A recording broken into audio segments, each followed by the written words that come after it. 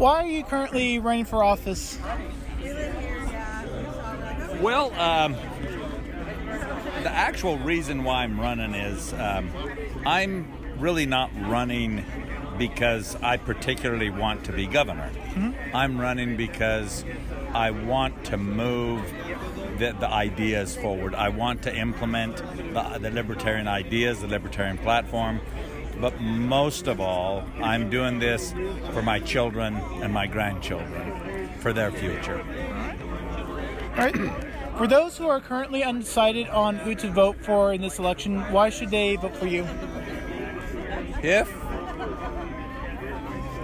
I think each voter has to be diligent and do their homework, really. I invite them to visit my webpage. I invite them to compare. The ultimate decision is theirs. Why I personally feel that I am a better candidate and a better governor is because I was born and raised with the border issues. I understand international issues. I understand the international issues. Mm-hmm. And but ultimately, I invite everybody to please do their homework. Don't vote just because you're a Democrat or a Republican.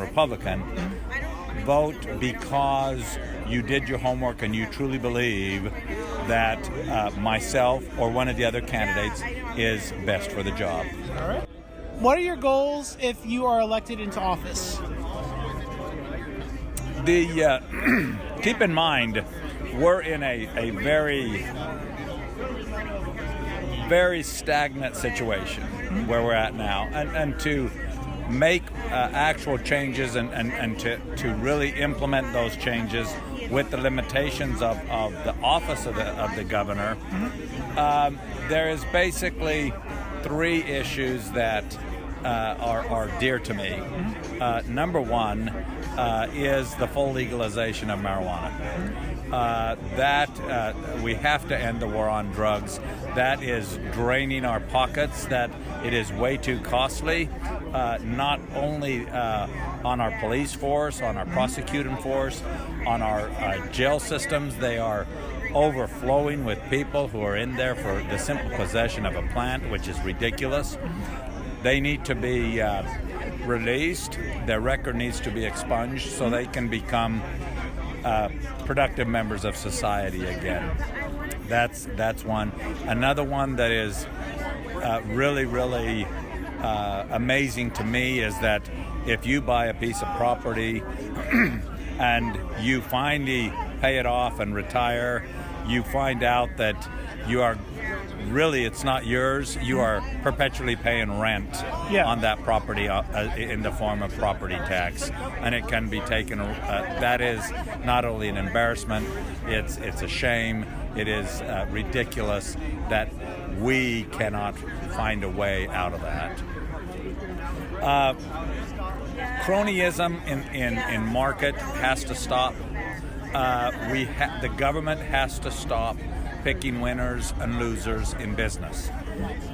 If we are to give a massive tax break to a company moving in here, I'm not opposed to that, so long as that same tax break is across the board for all businesses in Texas. Mm-hmm. But if we are going to pick winners and losers of who, just because they are moving in, there was one company who moved, I believe it was 3 miles, because they could save millions of dollars. Yeah. That's not right. That has to stop. All right, this one's more based on the campaign. I know we touched on this a little bit for the previous column I worked on. With the recent exclusions from the Nexar debates, what are your thoughts on with the voters out there, either they be decided or undecided? How do you feel on for your campaign, on especially about how, especially to getting your voice out there when when it's excluded from these debates by private entities? Well, it's actually it's kind of sad, really, that we fight so hard to get on the ballot. And it is an insult to the hundreds of thousands of people that fought so hard to get us on the ballot itself. Like I said, I mean, we're talking about hundreds of thousands of voters and people working hard to be able to get on the ballot. And so we comply with all those rules just so a private company, a private news media can create their rules, and that's fine. I'm not complaining that I'm not on the debate. My thing is if Nexstar tries to say that they are being fair by creating criterias that they give to everybody, well, they did give me the criteria. They gave me the criteria after the filing deadline had passed, and they basically said, here's the criteria, you do not meet it, we're not going to invite you to the debate, period. Regardless of what I said. But the bottom line is this: it's not about me. It's not about the candidates. It's about the voters.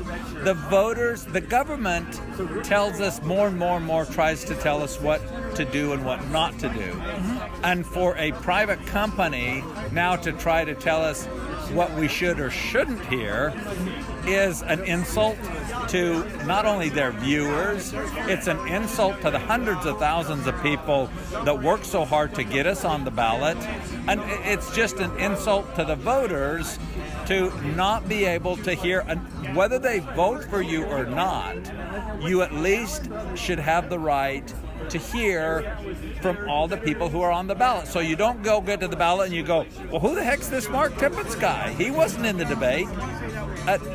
It's not, like I said, it's not about me or the candidates. It's about the voters, about them being able to have the right to hear all the points of view, all the candidates.